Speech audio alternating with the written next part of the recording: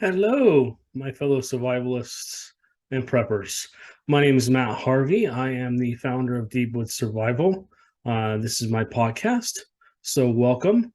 Today, we're going to be talking about different scenarios. Let's say you're out in the wilderness camping and everything goes to hell in a handbasket. Something happens. You lose cell phone service. Your car won't start. Maybe we got EMP. This is just a scenario. This is not real.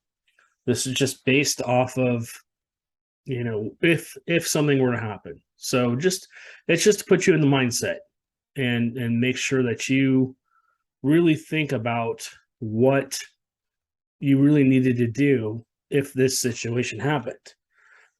So I'll talk about this from what I would do. And if you have a suggestion, excuse me, you have a suggestion or have another way to do it, or you have another idea, please feel free to comment down below in the comments. We're always looking for feedback, always looking to grow and learn new things. So, my journey into survival essentially started back when I was doing the paranormal, mainly looking for Bigfoot and ghosts. I would go out into the wilderness by myself, carrying a bag, with whatever I thought I needed in it. Back then, it's probably different from what we need now. So, anyways, let's put you in this scenario. This is just a scenario. This is not happening. This is just a what if. So, just please take it as that. Let's say you're out camping for the weekend. It was just Memorial Day. You took your family out to the woods because it's a nice weekend, not too hot, not too cold. Um, Perfect weekend, right? You're out there having a nice bonfire. You've got your hot dogs and your s'mores and whatever else, or you're glamping, which is even better. But so let's just put you in this scenario. All of a sudden, maybe you're in an RV, maybe you're in a tent, maybe you're car camping. Um, you realize that your phone has turned off and you're looking, you're basically not paying any attention to your phone because you're out camping, you're enjoying the wilderness and whatever else. So you look at your phone and you realize, oh crap, I think I need to charge my phone. And you ask, maybe you're married, maybe you have a girlfriend, maybe you're out with a group of friends. You ask them, hey, what time is it on your phone?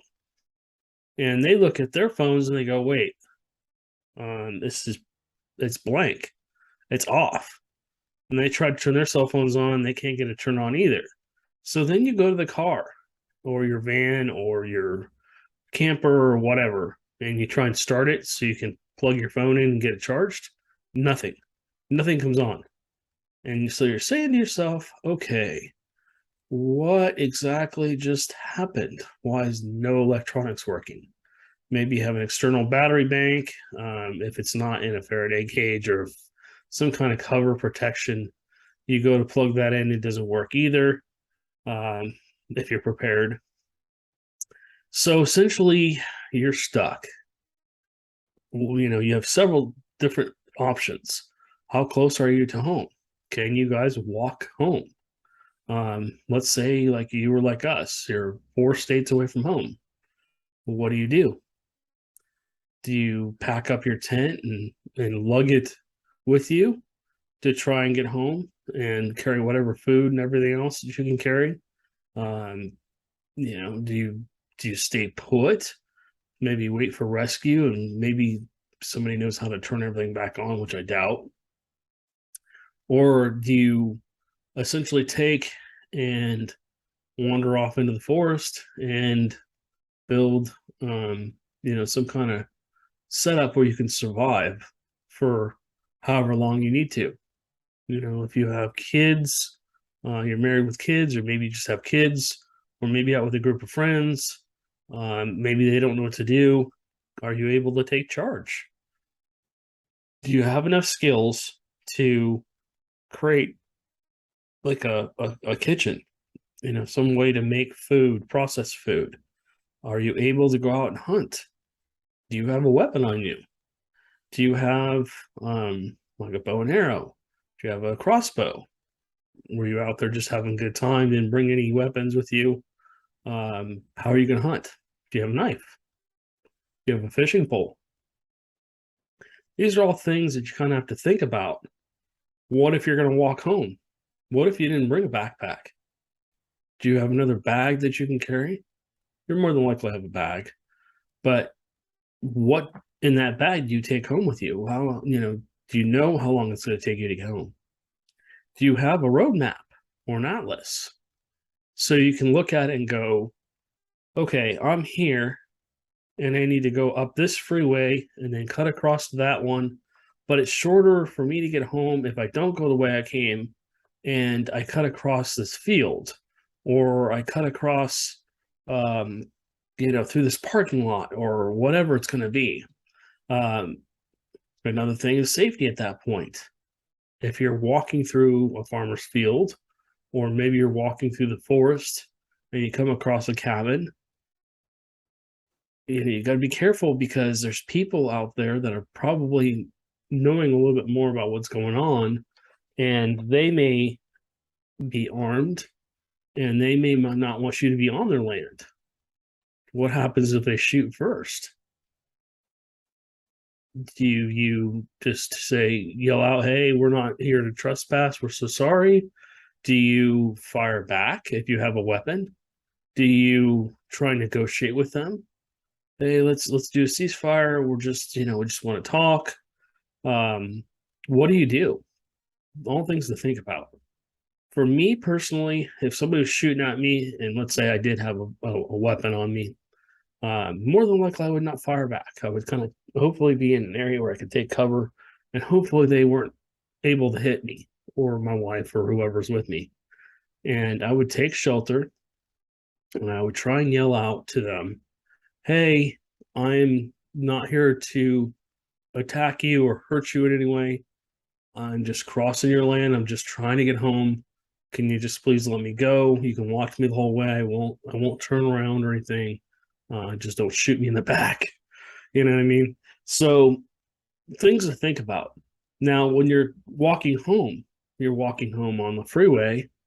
There's really no, let's say you're on an overpass and you're walking across there and people realize, hey, you've got stuff. And maybe you're pulling a wheeled suitcase, or maybe you have a backpack on, or maybe you have a few other things. Again, do you have a weapon on you? Are you armed? Are you able to defend yourself from these people? Let's say you're not armed. Do you know how to fight? Do you know karate? Do you know taekwondo? Do you know any martial arts that will help you defend yourself against these people?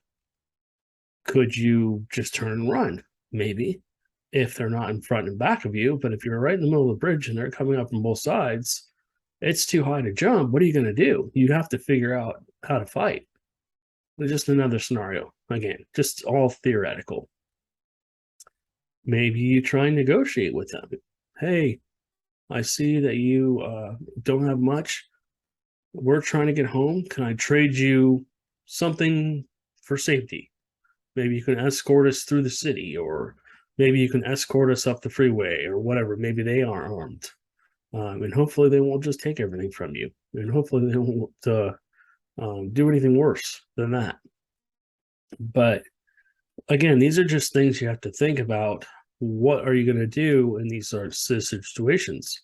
Maybe you just enter a town. Maybe it's an old town. And of course, out here in Texas and Louisiana, Arkansas, Alabama, Mississippi, Florida, a lot of people are armed.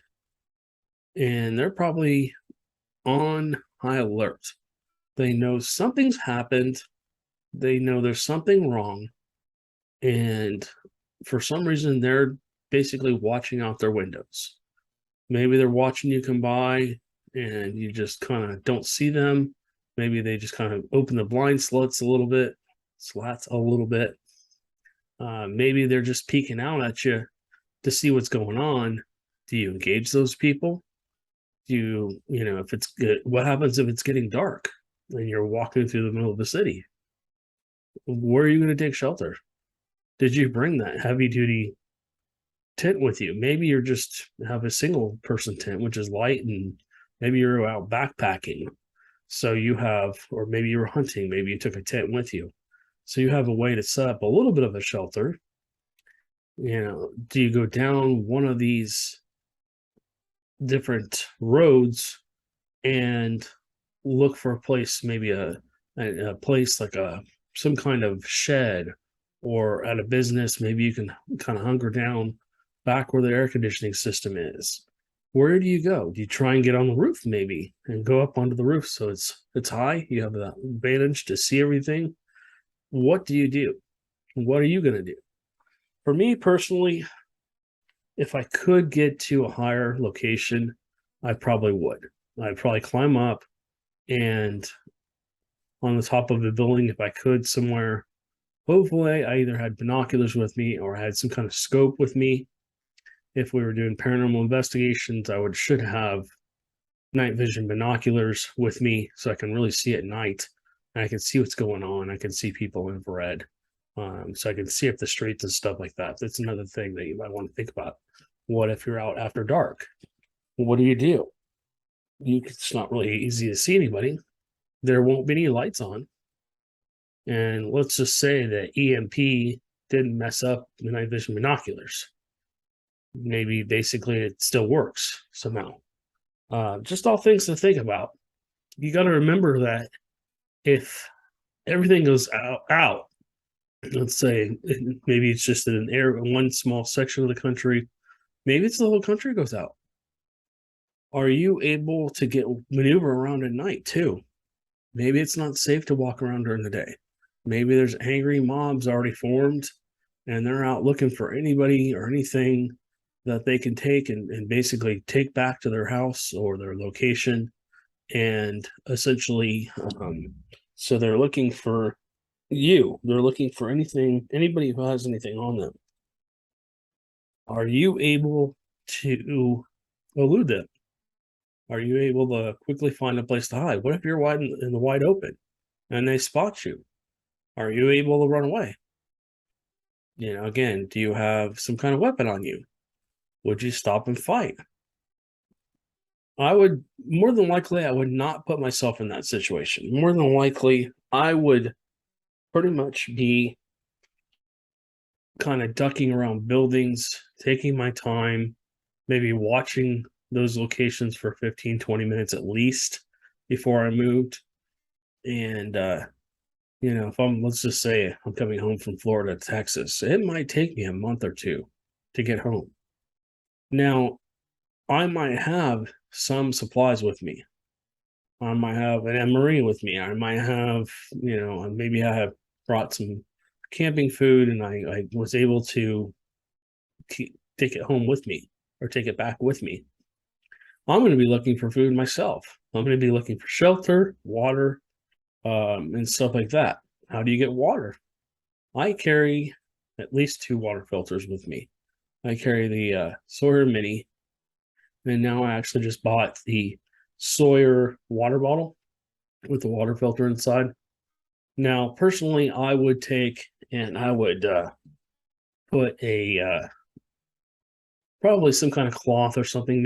If I didn't have a bandana, I would probably use my shirt, or worst case scenario, a sock. I know that's kind of gross. Maybe the top portion of my sock to cover the lid of it before I dunked it in to get the water in there. Or if I had to pour it in from something else, maybe it's a shallow puddle or shallow area. Hold on. Sorry, we've got a kitty up here. This is Mr. Moo. I don't know if you can see him. He's kind of coming into view now. But yeah, how would you get water? If you had to get food, would you be able to get food? Would you be able to? Sorry, my cat's bouncing everything around. Would you be able to survive? What plan do you have in place just in case? Let's say you try and go to the grocery store, but you're not able to essentially go there. You get there, and let's say it's been a couple days, 3 or 4 days, and maybe the doors are wide open because the power's out.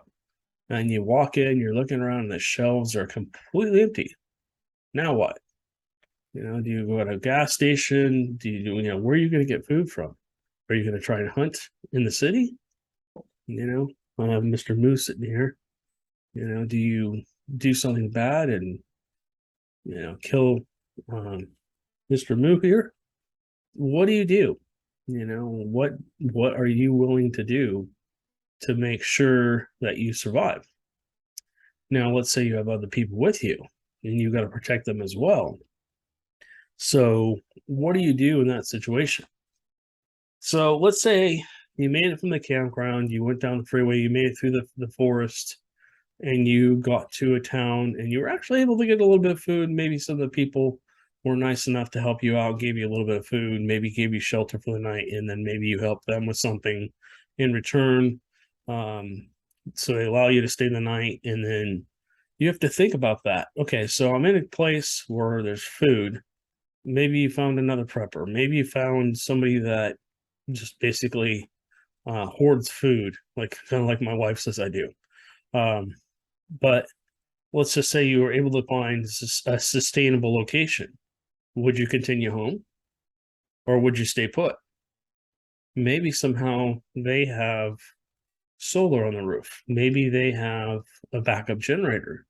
Maybe they have some kind of solar powered generator. Um, maybe they're able to help you with different things. How long will your batteries last? Let's say you have a little camping light that you have on your head, a little miner's light. Maybe you have, if your phone's not working, you have no flashlight. So you look in your pocket and, oh, I've got this little flashlight.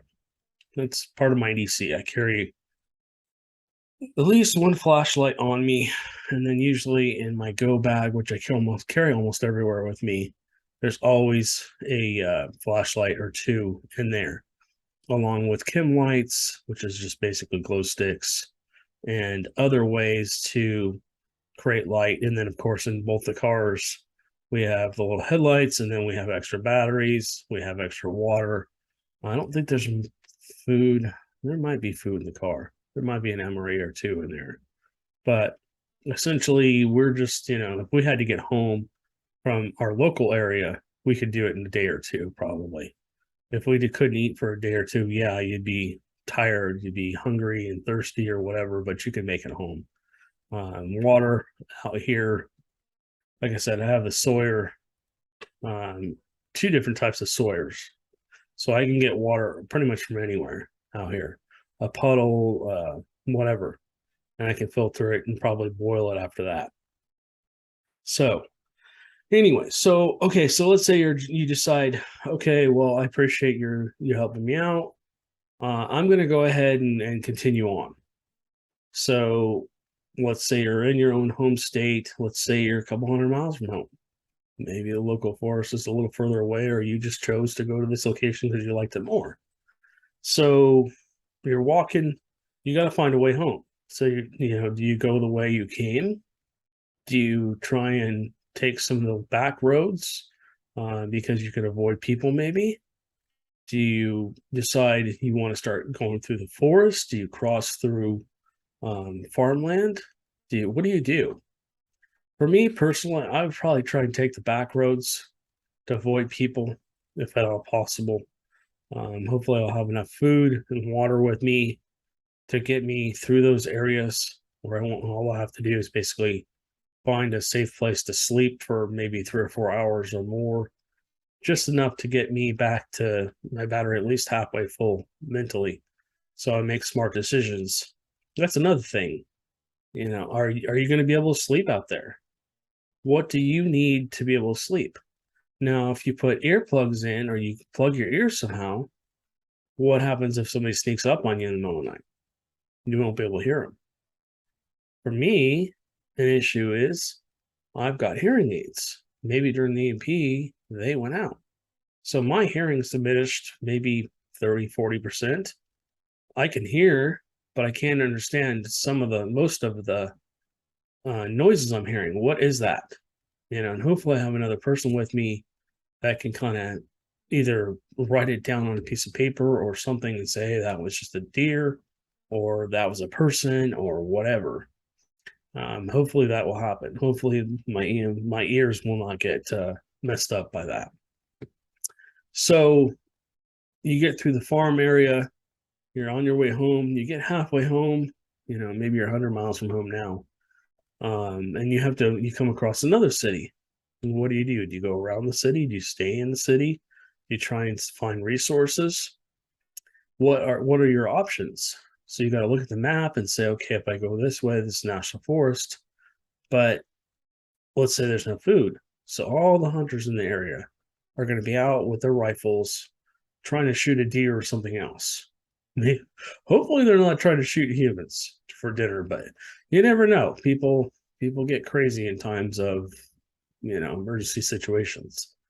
So do you avoid the forest because you know that everybody at this point is probably out looking for food? There could be snares, there could be traps, there could be all kinds of stuff down those paths.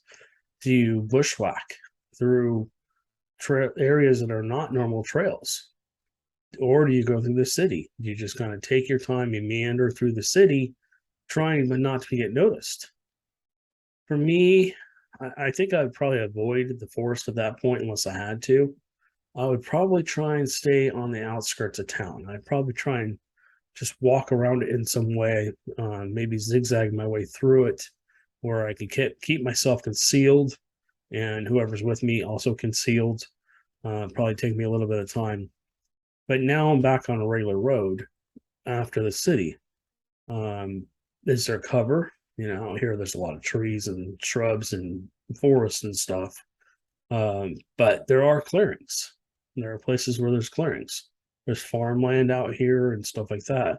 So now I'm walking up against the fence of a farmer, and I'm not sure. I can't see their home from there, but I got to watch to make sure there's nobody taking aim at me as well, right? So let's say you make it all the way home from there. You get through all those situations and you're home. What if you have an electronic door? You get to the door, you can't get it open. All the windows are locked and everything. Do you break a window? How are you getting in? You have to think about this stuff. What if you've reinforced, maybe you're like me and you're a little nuts and you've reinforced the door, especially when you leave. Maybe you put longer bolts in the door, longer screws in the door, so that basically people can't kick it in. Can you go through your garage? Maybe you pop the little hinge off of the sliding garage door. Maybe you can get your garage door up, right? But what happens if you lock the door to the house? Once you get inside, what do you do then? So we do not have electronic doors on purpose. My dad does. It's a little scary to listen to him say, Alexa, turn off the lights, lock the front door. Talk about control of everything in your life. Totally technological house. It was a cool house though. He has a really nice house out in Florida. Really loved it. Really had a good time there. So anyways, so let's say you don't have electronic doors, but you're on your way home and you're up the street and you look down and you see a mob of people. Do you recognize those people? What if your garage door's open and you can kind of look and peer down the street and see that people are going in and out of your house taking stuff? Then what? What do you do then? Do you confront them? Are they armed? Are they your neighbors? Or are they some kind of angry mob that's out, from the block down the way? And what happens if they're out there taking all your stuff? Your neighbors are locked down in their own home, probably waiting for those people to come to their home and, basically pulling a weapon on them and saying, hey, you can't come in. Hopefully they have a weapon. And honestly, hopefully, if they knew we weren't home, they would come out in force, maybe 4 or 5 of them, and point the weapons at these people if these people didn't have weapons and say, you know what, you need to leave. Just go. We're not going to harm you. Just go. So, I mean, that That would be interesting. So, all right, guys. I'm going to be on TikTok on the Paranormal Podcast here live. I don't know if you are going to be able to see me or not by the time that comes on, but so these are all just scenarios you should think about. It's something I think about every time I go somewhere. I plan, I look at towns, I look at cities, I look at areas. Where could I go if I needed to take shelter? Where could I go to get food if there's no food in the city? How am I going to hunt? What am I going to do for food? Do I know people down there? Maybe I can shelter with people that I know. What's my long term plan? Am I going to even try and get home? How far am I from home? These are all just things to think about, and I wanted to kind of share these thoughts with you guys. Again, these are just thoughts. It's just a scenario with everything going on right now in the world. It's just a thought. Um, Kind of have to be ready for almost anything at this point. Hopefully, absolutely nothing happens, and us crazy people continue to be crazy, and whatever else. So, anyways, guys, thank you for watching. Thank you for listening. And we'll catch you on the next paranormal. I'm sorry, we'll catch you on the next podcast.